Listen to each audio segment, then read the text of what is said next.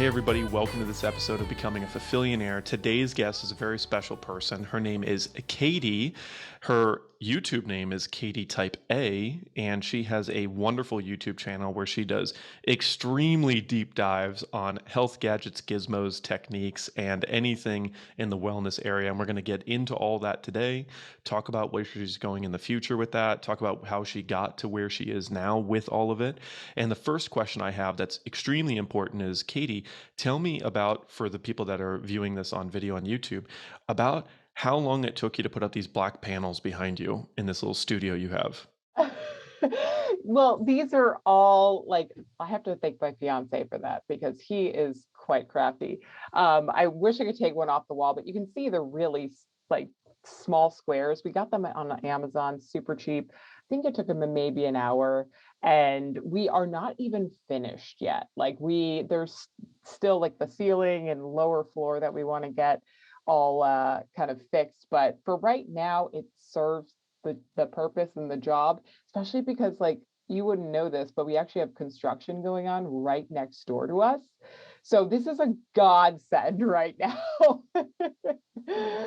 But it does get really warm in the summer. So I'm going to have to figure out a way to like kind of keep the air flowing in here because, oh my gosh, I was talking yesterday in here and it was like 80 degrees. I was sweating profusely. It's not a great look. After being in Hawaii for that long, I'm like, I really don't want to have to deal with the sweat pores coming down my face again. That was really funny. But yeah, they're super cheap. It's such a great and easy way to hack this is like a closet, a walk-in closet. So yeah. Yeah, beautiful. So, that comes to mention, like, we actually first met in person in Mhm. Kona, Hawaii, on the big island of Hawaii. And talk to me about why you were living there. I know you're one of these like dream coronavirus people who got to like do this amazing Yeah. thing. So talk to me about that. Well, it had always been the single place that my fiance Jasper and I felt like such an immense draw to for years. Like 5, 6 years ago, we first went there. We were so enamored. And it at the time we had talked about like, oh, wouldn't it be great if we could live in Hawaii one day?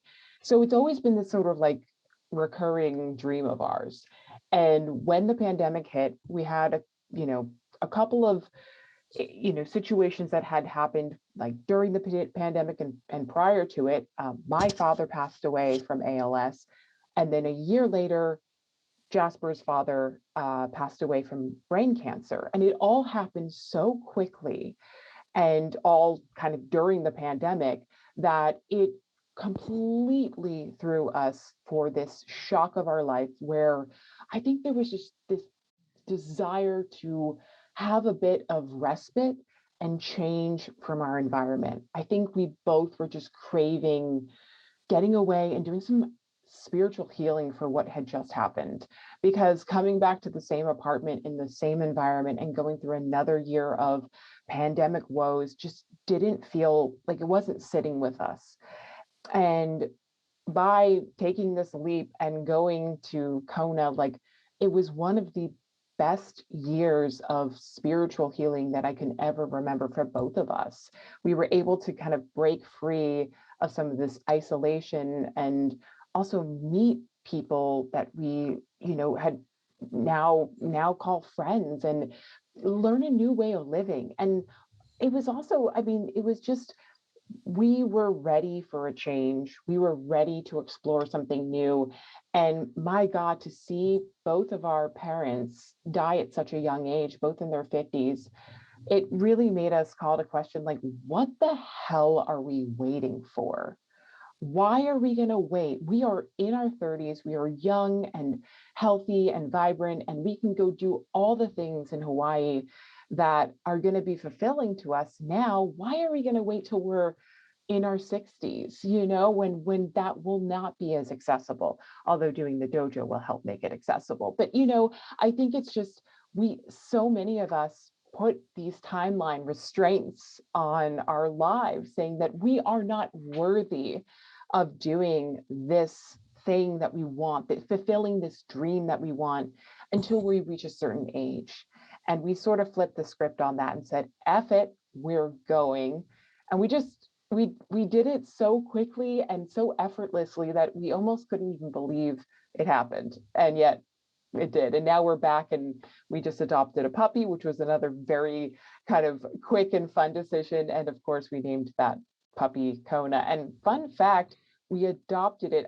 This was very strange. And when you kind of just like take a look at situations and you say, I think that the universe is telling us a sign.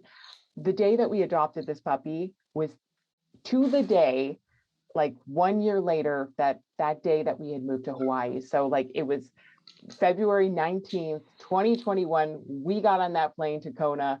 And then exactly 1 year later, February 19th, 2022, we were adopting our new puppy Kona. So it's kind of strange that it all sort of came full circle.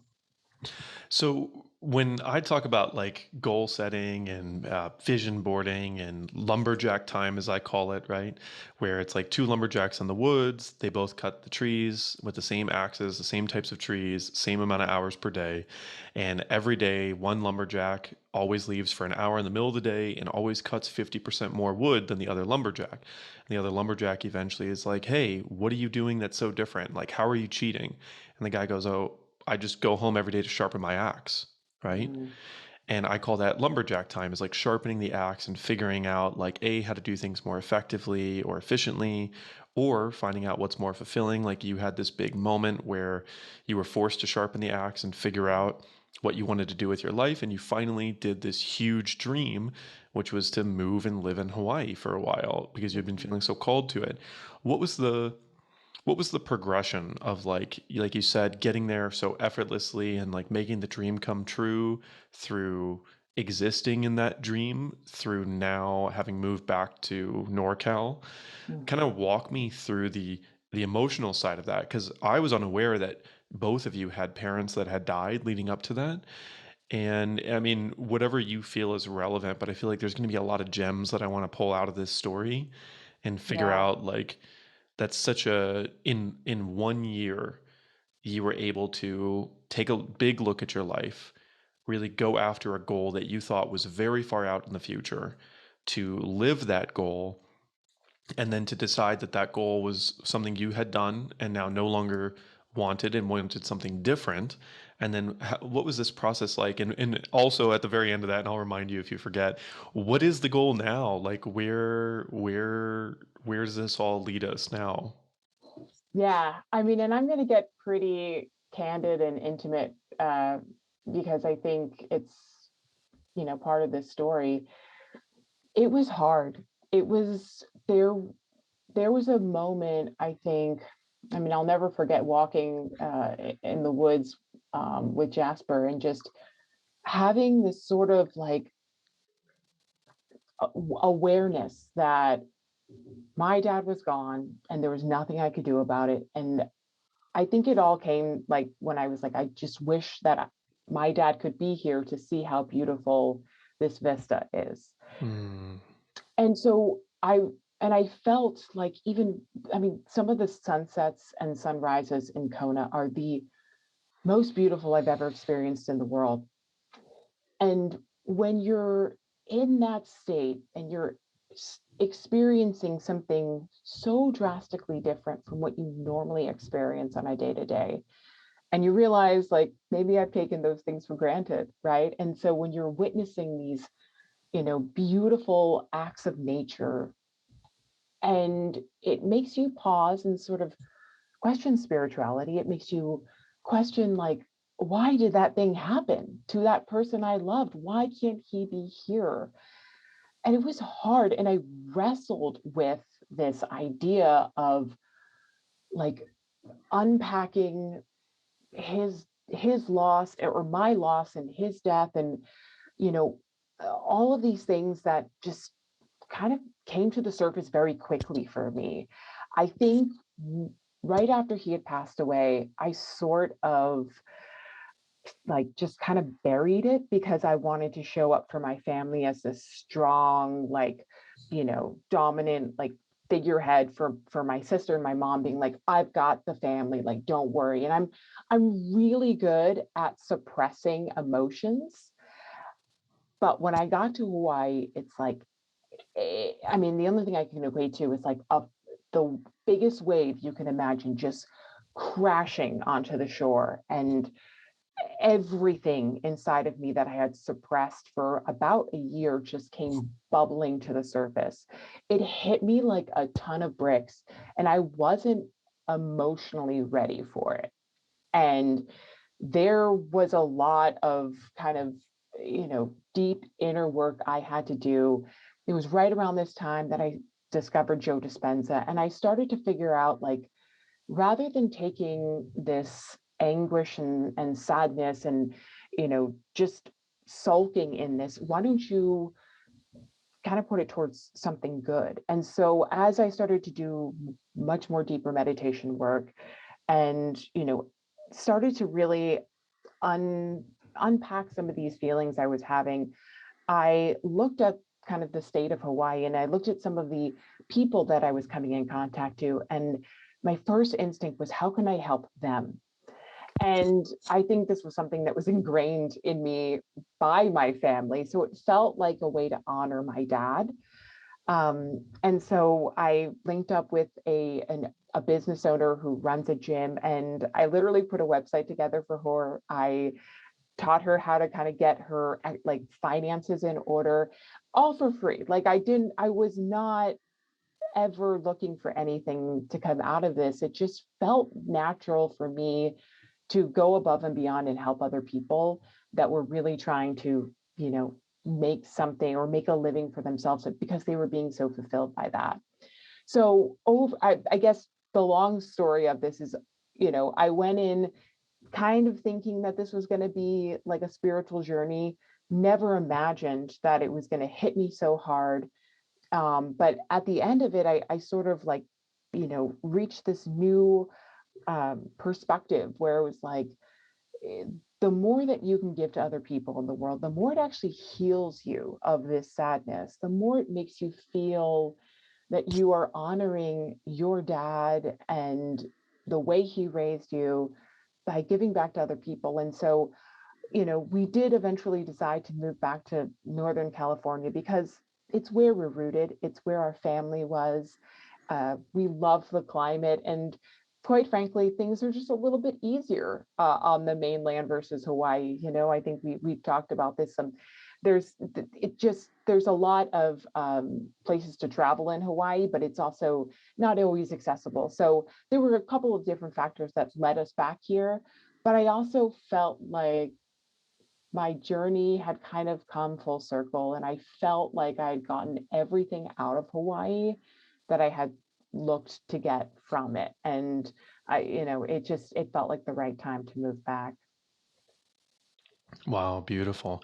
And I know you can't speak entirely for him, but your fiance Jasper, Mhm. what was the parallel with him, and Mhm. how did you, man, I have a lot of questions about I this, but know. what was it like? Uh, this is like how about let me rephrase this whole question and start somewhere else, and maybe we'll get back to that point. But Yeah. you said that it was really important for you to be strong for your family, right? Specifically for your mother and your sister. Yeah. Tell me, when did that start, that side of your personality, and how did that originally form? Oh my gosh. This this goes back so many years. I I'd always been loud and outspoken, like age 3. I It's funny, I mean, like, I never talk about this, but I think it's part of the story. I I had ear surgery at like 2, 3 years old. I got tubes in my ears because I would get all these ear infections. But as a result, like, I I would end up talking really loudly. And so I was always told to be quiet, and I was always told, like, sit in the corner, or like, and it definitely affected like focus issues, attention issues. So I was always kind of a wild child growing up. Like, I don't remember this necessarily, but my parents alluded to the fact that, like, I was, sometimes a bad kid, in their view, just like needing to like constantly be like like you need to settle down, you're too loud, like everyone hears you, and etc. So, that was kind of like my foray into this world, was being told to be quiet. And I think a switch probably like went off somewhere in that time till like, you know, by the time I was a teenager and a little bit older, where I was like, F that. I'm proud of being loud. And you know what? Like, I'm a strong ass woman and I can say what I want. And I don't know, I think my relationship with my parents, like, they started to respect me because I was, like, as I got older, I was making decisions for myself.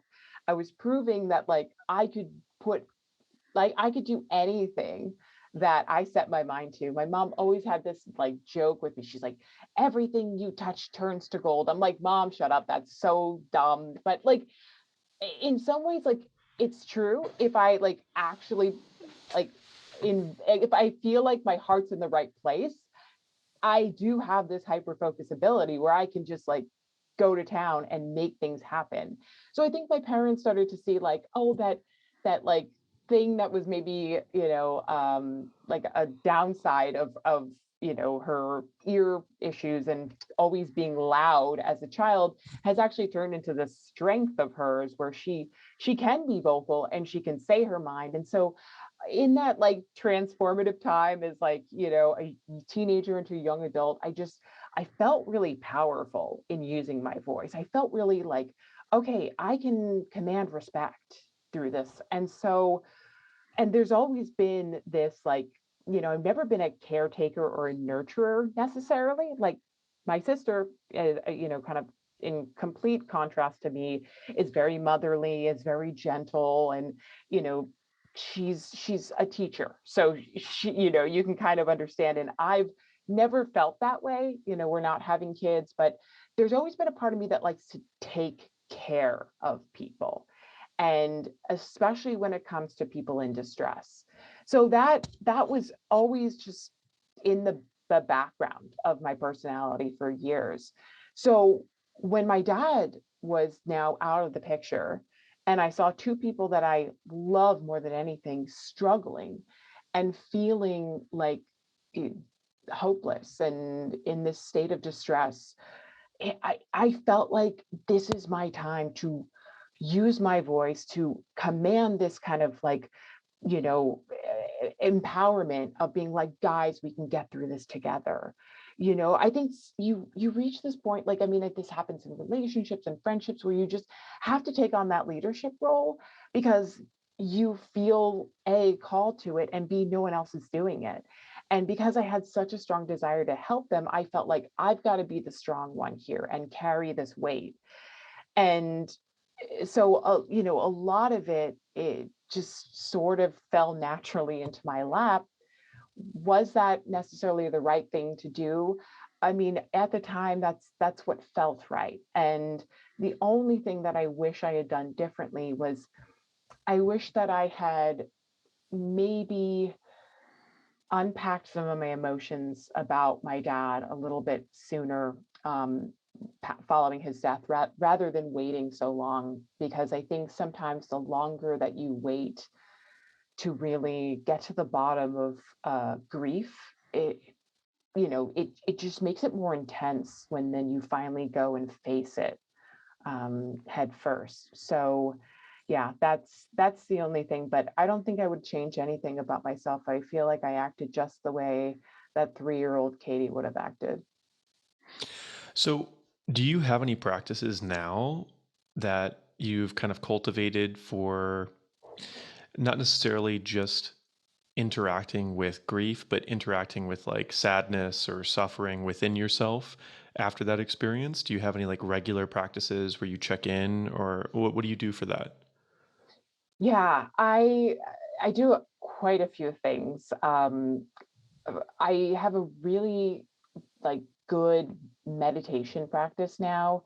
As I mentioned before, I once I got into Joe Dispenza, it really opened my eyes to kind of a different way of tackling any issue that arises.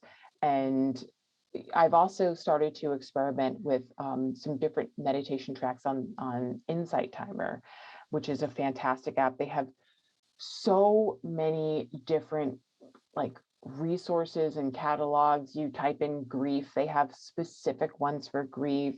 They have things for abundance. I mean, the gamut is huge. So sometimes if I'm feeling down about something, I'll listen to a grief track. Uh, Kyle, our mutual friend, got me into some doing some hypnosis work as well. And I actually just created a hypnosis track that mentions my I recorded it, and it talks a little bit about my relationship with my dad, and some of the sadness and grief that came with it, and basically me self-talking through the pain, and sort of putting a beautiful like light on the situation. And in my hypnosis track, I say, like, you're not God. Like, you don't control fate. Like, all you can do is control your emotions and reactions to situations. And so I listen to that twice a day, and it reinforces this idea that, like, every time I come across a situation which feels out of my control, like, it probably is, and that's okay. Like, let it go. All you can do is control your reaction. And if I can keep my reaction calm, and I can assess the situation, in a really rational way, it makes it so much easier.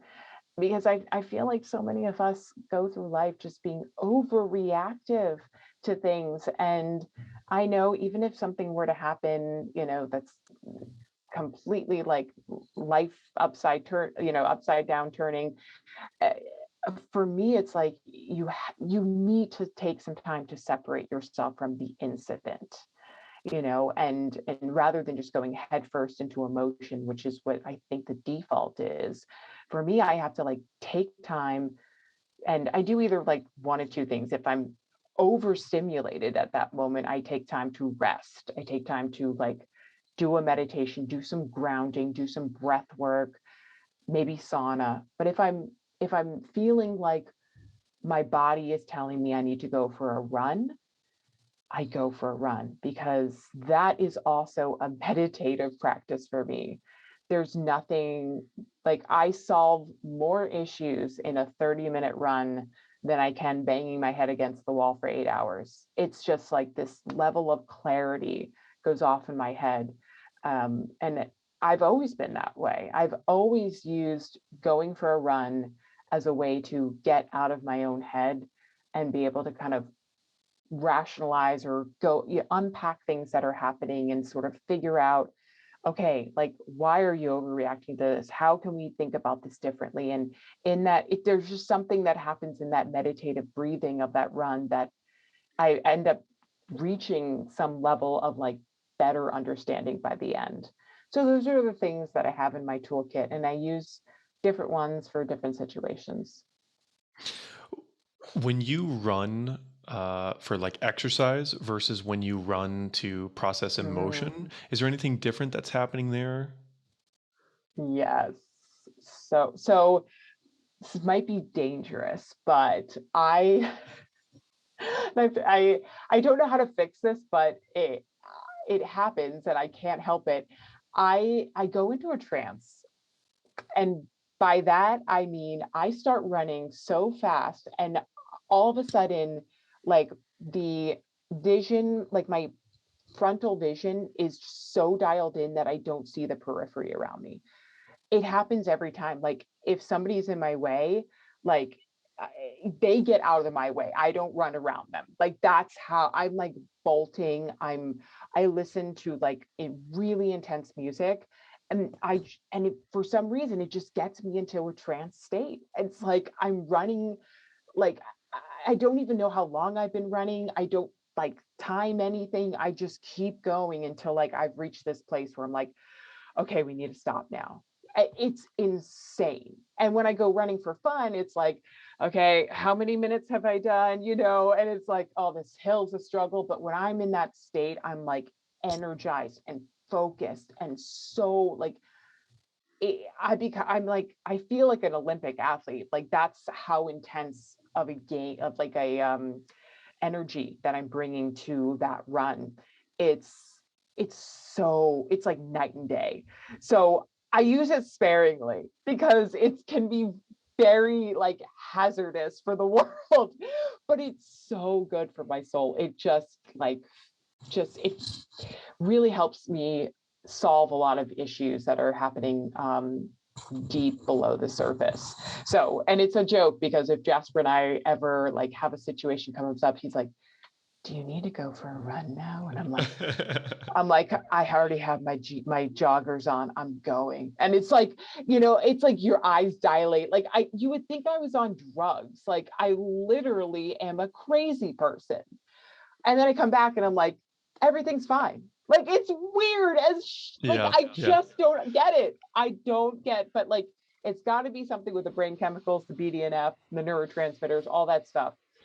But it's cool to have that in your tool. You're like, oh, just gonna whip this out, like my get out of jail free card. It works it's never not worked. Yeah. So what's like you said you listen to really intense music. Can you Oh name me God. like what's a go-to song for that type of experience?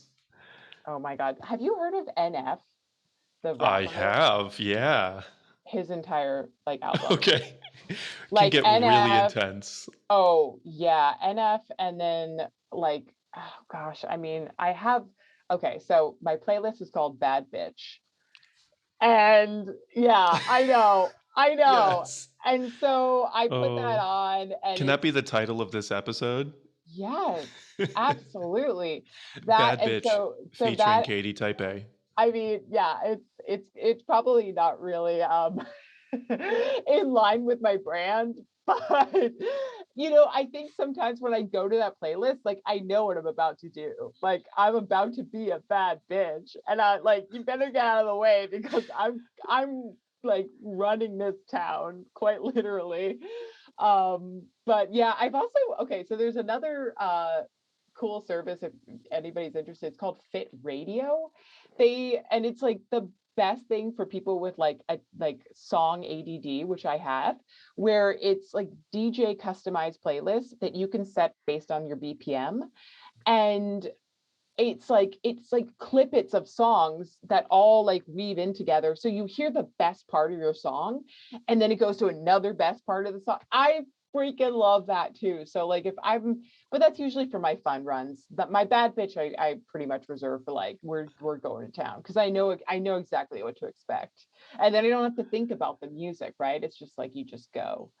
Yeah, this is weird. I don't think I've ever talked publicly about this stuff. Now you know a little bit more about I how love I it how so I get much. how I get out, like because we all go through this stuff. Like we all have issues we need to work through, and I for me it's just like I am that of the mindset of like I need to just have some level of intensity around it in order to then achieve a level of calm. For other people, it's like, I'm working in this state of intensity and now I got to get to this calm state. But like, I find that like, it's very dependent on the situation. But for some situations, like after my dad died, like I was running like I could have probably done a marathon in like 2 days. I just was like, I just gotta go. I just gotta go for a run. And they're like, what? You're what? I'm like, just trust me. I will be back in 30 minutes and I will feel a lot better. And people start to respect that too, but it's not always convenient. I love that there's this harmony between the super blissed out, peaceful, you're like, oh, I do these Dr. Joe Dispenza meditations and like dojo stuff, and your bad bitch playlist. Yeah. Like, I think having that whole tool set or repertoire is really valuable that you've kind of cultivated that through your life. So let me like steer. Wow, I have so many potential questions, but let me get this part going because I have never heard this story, but you said that when you moved to Hawaii, you helped this gym owner, I believe it was, right? Kind of get their books together, their business together, and really contributed in a lot of ways to them. I have kind of two questions. Where did you build the skill sets that allowed you to help that person? And how was that built? And number two, I assume this might go into it, is why did you start a YouTube channel and how did you like there's so much like will and intention that goes into that, and to do it at the intensity that you do it is exceptional. So I'm curious, like what's this progression of like skills and work and career in your life that you've been on? Yeah, well, I didn't start in like the YouTube space. Like this is still relatively new, and I'm not being humble when I say like I know nothing. Like I'm still learning. I mean, I'm like 3 years in and I'm like, "Oh my God, these algorithms, they keep changing things up and there's YouTube shorts now." And I'm like, so I'm now trying to adapt this like open mindset of like I'm skilled to be able to learn things as I go. And so I've always had that kind of mentality. Again, goes back to my mom reinforcing this idea that everything I touch turns to gold. Damn you, mom, because now you put that in, you planted those seeds, and so now I try to do that.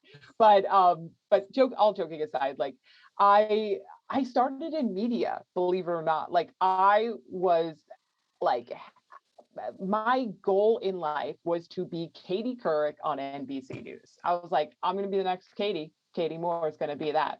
And so all throughout high school and college, I worked in public radio. I interned at NBC. I was like career focused on getting to be a journalist because I was a voracious reader and writer. I always loved like getting to like the bottom of a story. Like I was obsessed with Harriet the Spy as a kid. So if that means lets you into any secrets on like how much I loved to like really unfold what was happening and get to the truth and the bottom of things. Like that has always been my MO. So I had gone into the corporate journalist world, and after spending some time there in my early 20s, I was like, I fucking hate this. Like it was not what it was cracked up to be. I had this illusion that I was going to be able to like pick the stories I wanted to tell and like, do things that were meaningful. And all I realized was like it was a bunch of assignments on these horrible, like if it bleeds, it reads kind of stories, and or no, if it bleeds, it leads. That's literally what was told to us in these newsrooms. And I'm like, I don't want to report on another house fire. Like this is not what I like intended to do in my life. This doesn't bring me joy or fulfillment. So I left that industry, but I left it without any closure. So then dabbled in a bunch of different careers from event management to recruiting. Like I had a hard time getting my footing again because I was so hellbound on doing that thing. And then realized that like I had cultivated the skill set of knowing how to record videos and audio and knowing how to write a story, but I now was in these different dead end jobs that were not fulfilling me. So fast forward 10 years later, and So 10 years of after, doing all these other jobs, and learning that, all these little yeah, skills, meeting all these different people, and this is all up in the Bay Area? no, I was living in New York. So I grew up in New York and I was living in New York City and thinking that like that was going to be the place where I called home forever and made my career. It's where all the new stuff happens. And so I ended up on a whim, of course, because I love to make very like haphazard decisions. Uh, if as long as I'm the one who's doing it. So like 25, I was like, I'm moving to California, and my parents were like, "What? You have a job?" I was like, "Don't worry, I'm gonna leave this job. I don't have a job in California, but you know what? I'll get one." And I literally packed my bags, booked a one-way ticket to SFO, and lived out of Airbnbs for like 6 months. Ended up getting a job where I met my fiance, and Where was that? What was that job? it's the job he's still in. He works for this company called App Direct. So it was right on Kearney Street in the heart of San Francisco. I was feeling pretty good about myself, like getting this like, job after just moving, then meeting this new love of my life. I was like, okay, this is great. But then after all of that, like kind of glamour happened and excitement, like, I got really good at the job and then I got bored. So I moved on to another one. Then I got really good at that job and then I got bored. And so I kept finding myself in these patterns of like, okay, once you master something, then you kind of want to try something new because you don't feel challenged anymore. So, make a long story short, enter like 2017, 18, uh, we really got involved in like watching a lot of amazing YouTube artists. And I think there's so many people, content creators like MKBHD, Peter McKinnon, Matt Diavella, that I saw them like grow in the space and make these almost beautiful cinematic kind of, beautiful mini documentaries every week. And I was blown away. So I said, let's get a camera. And right around that same time, that I was just experimenting with camera, we also got into biohacking, or, health and wellness hacking. And we really subscribed to the whole bulletproof diet thing and started to change our entire lives around that and started to optimize for, what our standard American diet and ways were. So it was like this time of like wanting to explore this like new art form and like creative mode with also like challenging my health and thinking about new things.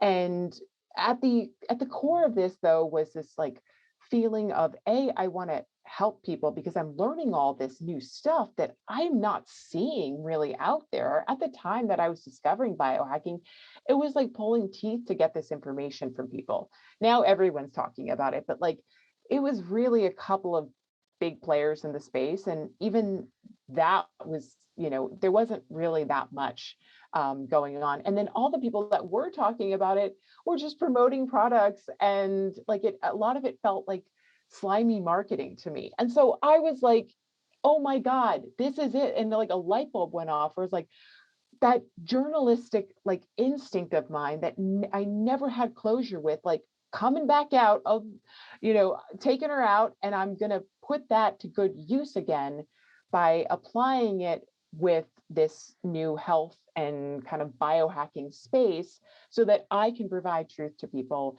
and get them, the most relevant information as I test all of these different gadgets out on myself. So I every single video that I do, and of course, like there was a long time of just learning how to, shoot and edit video. But I mean, I had learned a lot. I learned Final Cut in college. So it was like, kind of just getting back on that bicycle again. Didn't take me that long.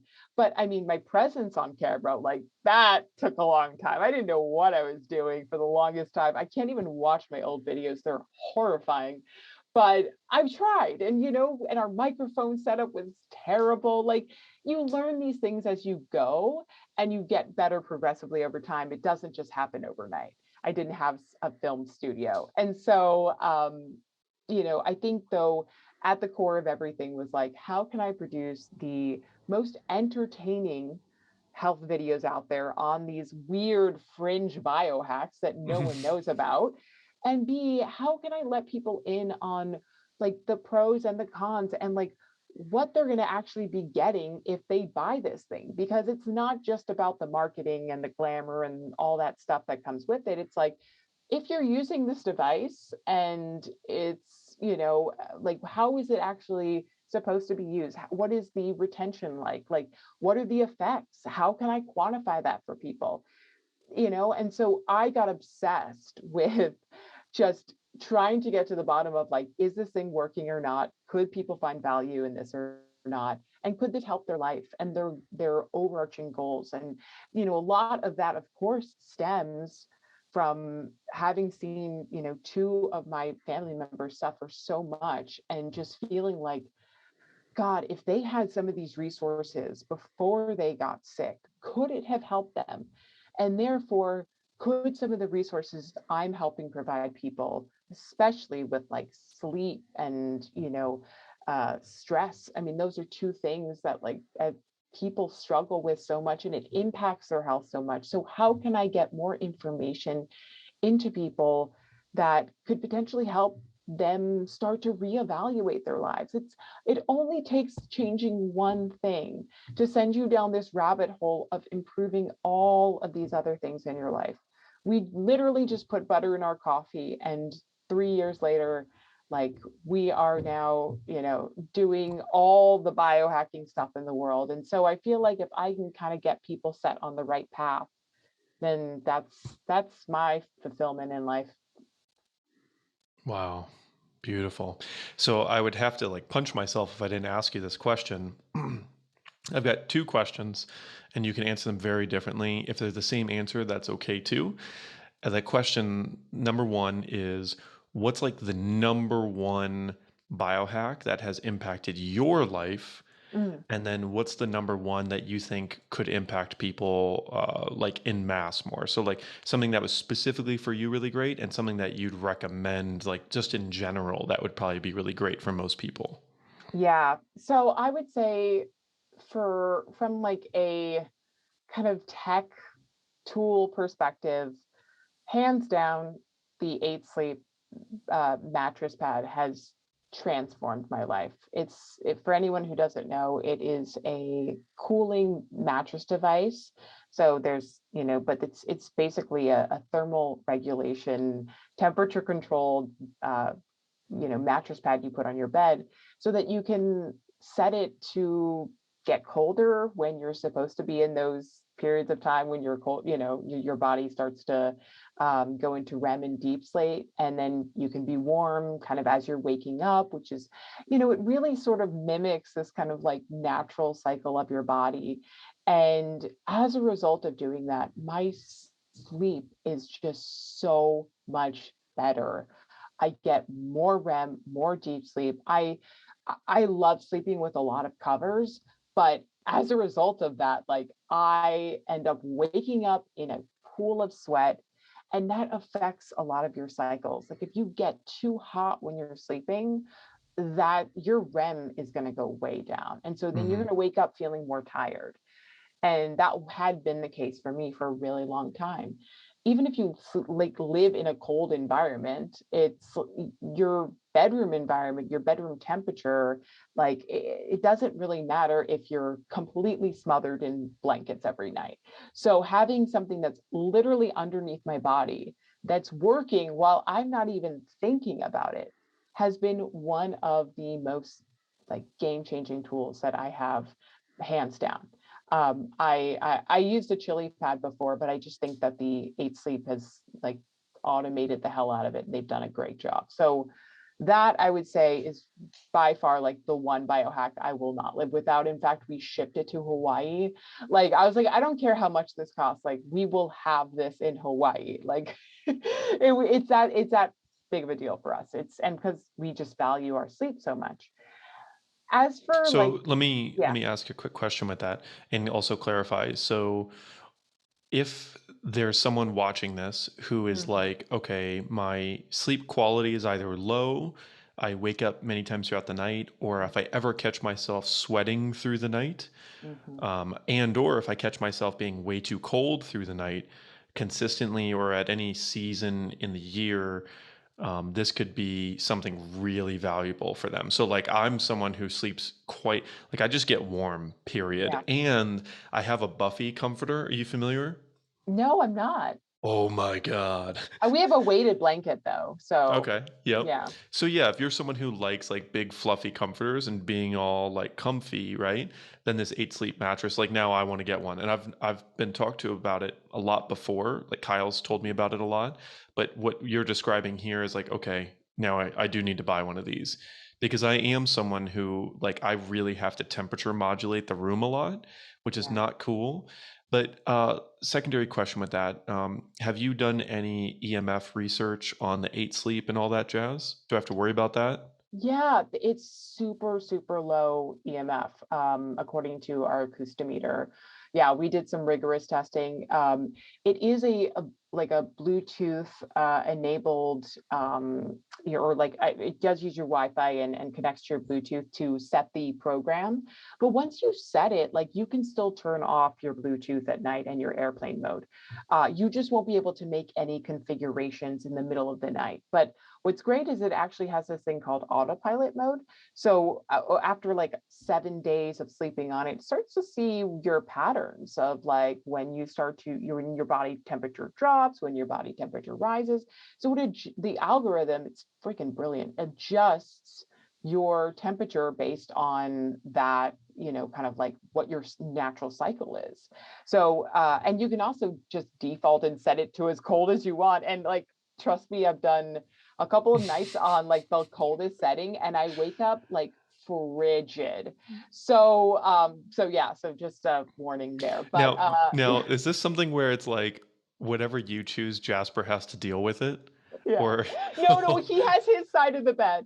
So it's you can either do like, if you're single, you have one single cover, or if you share it with a partner, you then can split, the bed is split. So he has his own temperature. It's kind of like the Tempur-Pedic, you remember that, like back in the day when you'd see like, so it's kind of like that. So he makes it his like relatively warm because he's a wimp.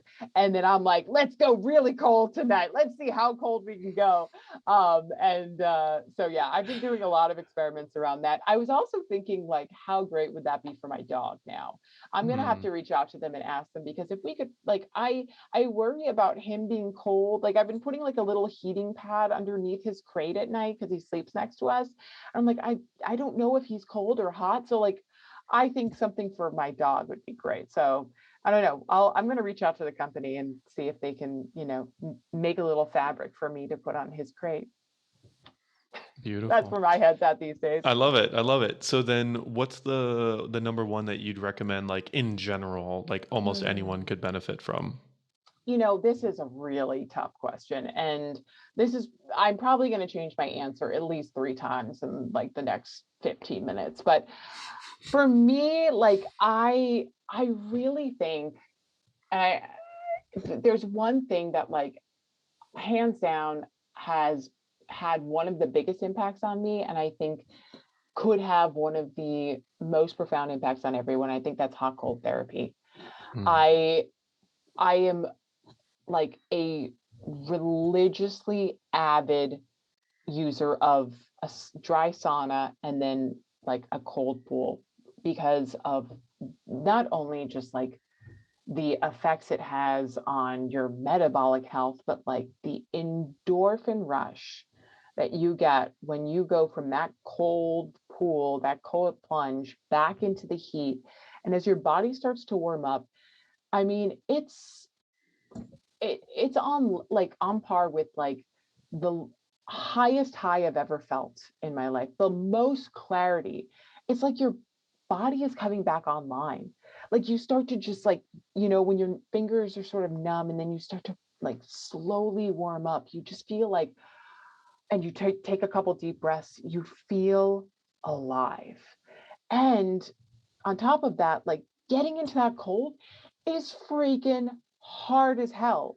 And so it cultivates this level of resilience in people where they can start to think, if I can do that for 4 minutes, be in excruciating cold pain and get through it on the other side and end up feeling amazing afterwards, then hell, I can handle this meeting. I can handle this tough conversation.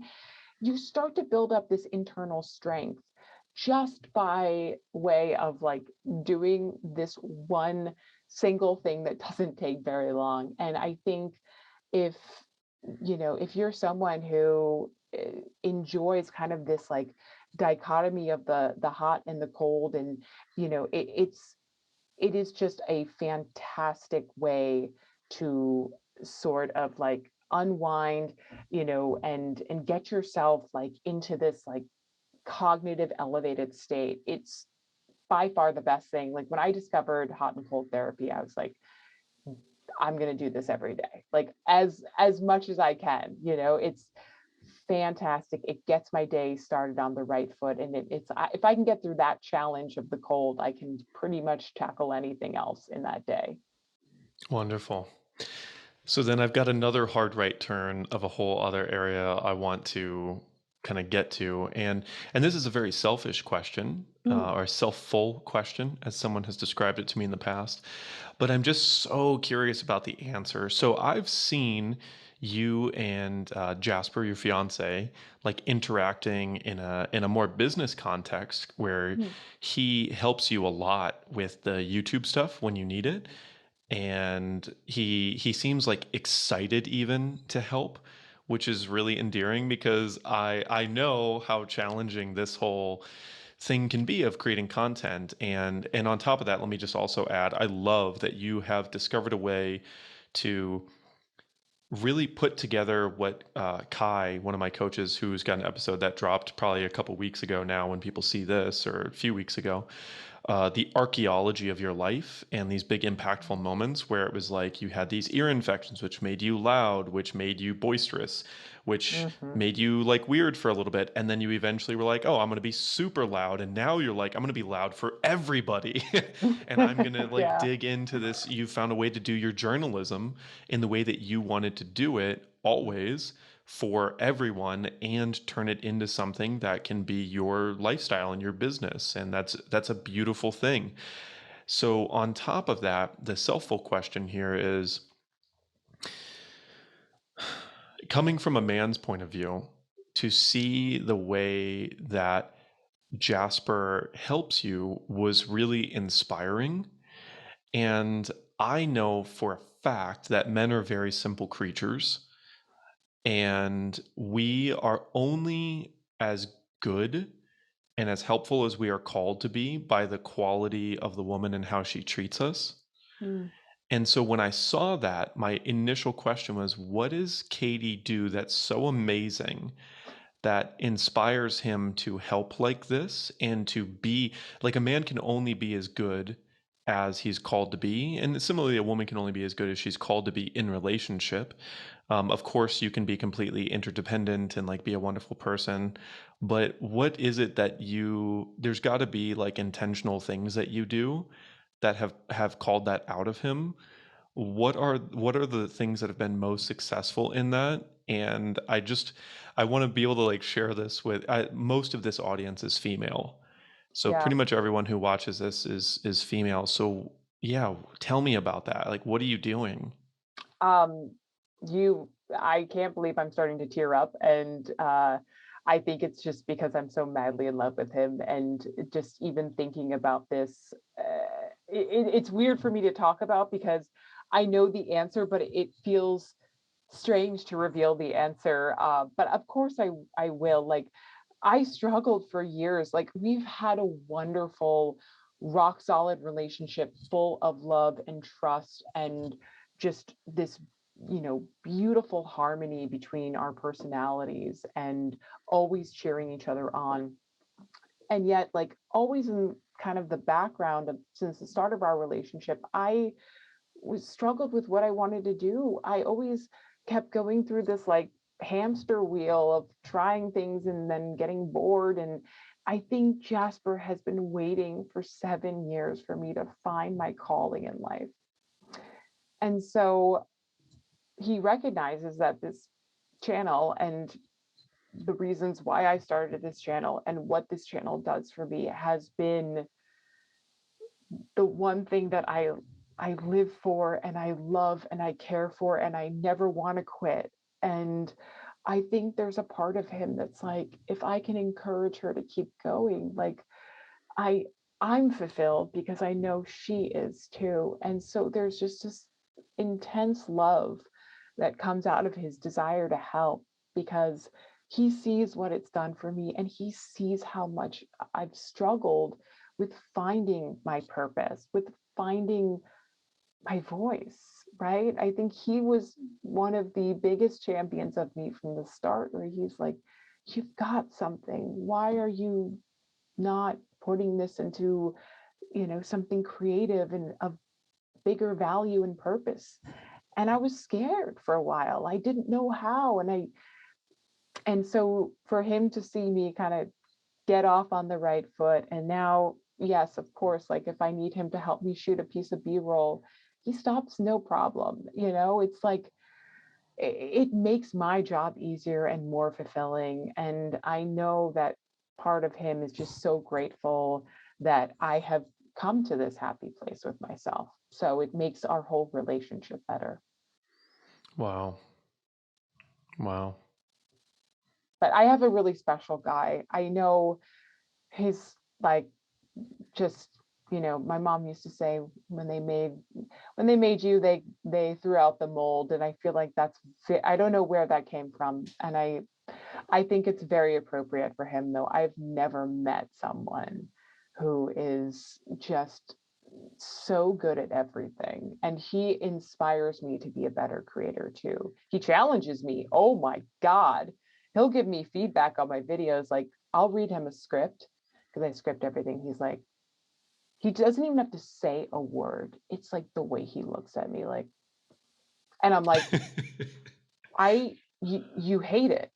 He's like, I would just, and I was like, nope, nope, that's it. I'm gonna go rewrite it, the whole thing. And it's so funny. It's like we just communicate with each, like, so he's my biggest advocate. And he always wants the best for me because, he believes in me. Hmm.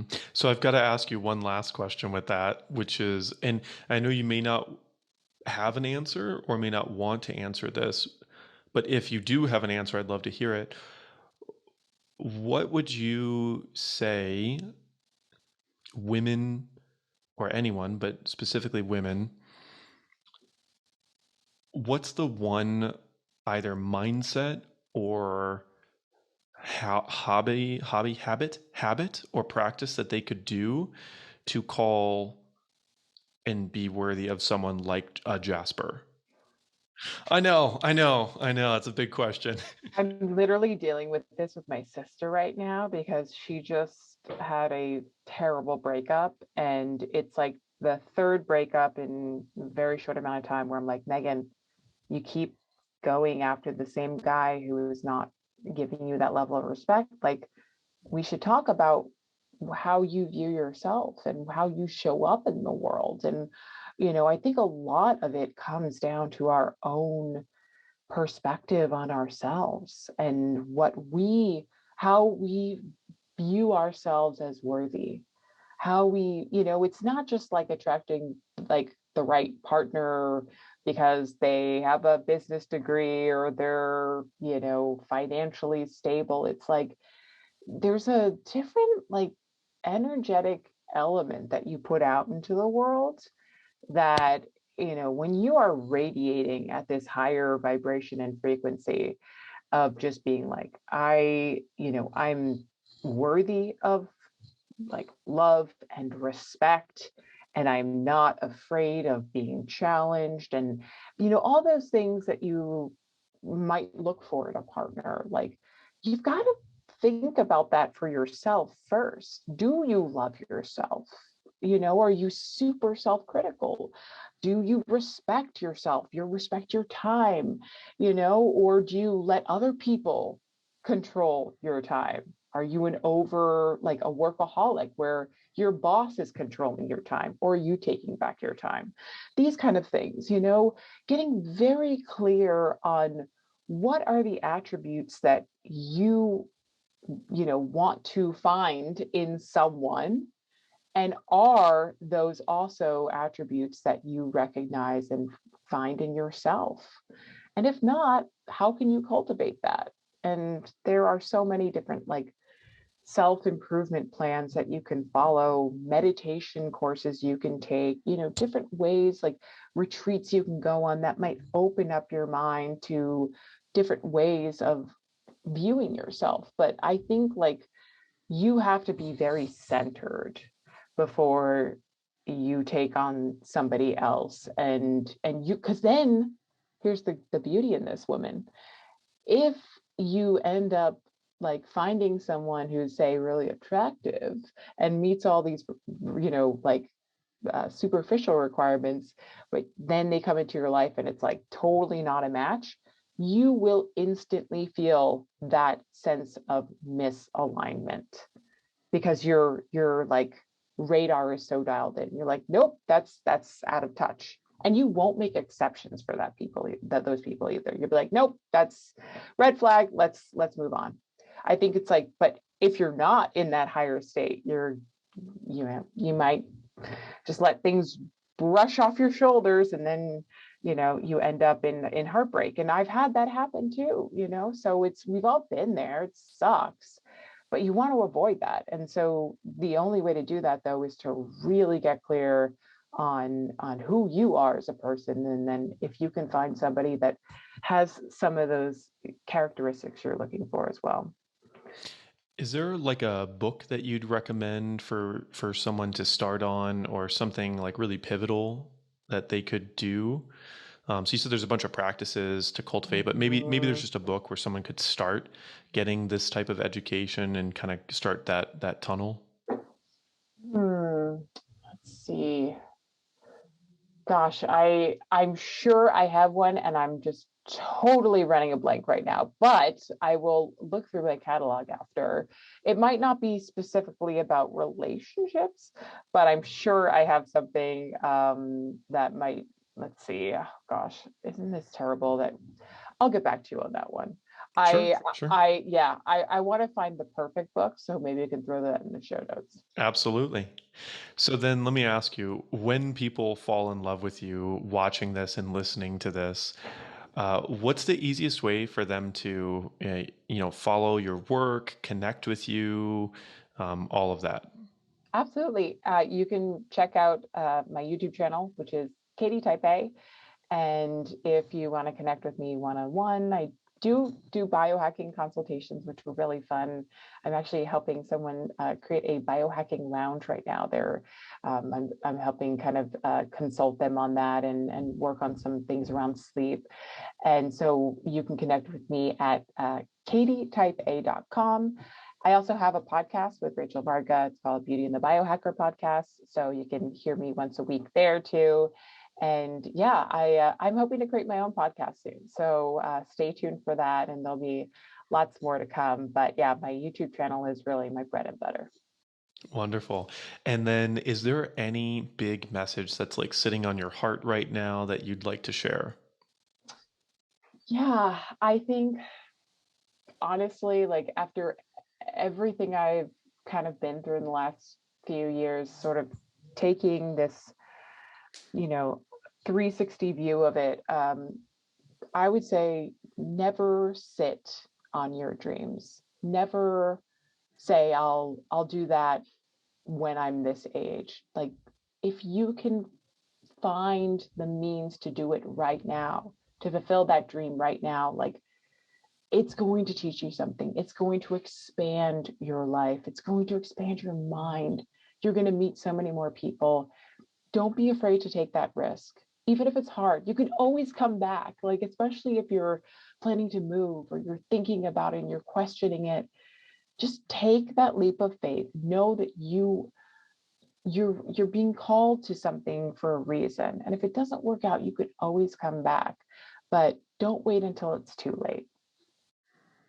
Beautiful. Thank you for that. Thank you And so much, so, Katie, for coming on oh, the show. so good to see you, Skip. And yeah, I feel like it's weird. Like last night, I was listening to the Dojo, one of your recordings, and I was doing it. I was like, man, I feel like I'm like hearing Skip every day. Like you are like, it's just so nice to like talk to you in person because you're literally in my headphones every single day. So yeah, I mean it's borderline celebrity talking to you, my friend.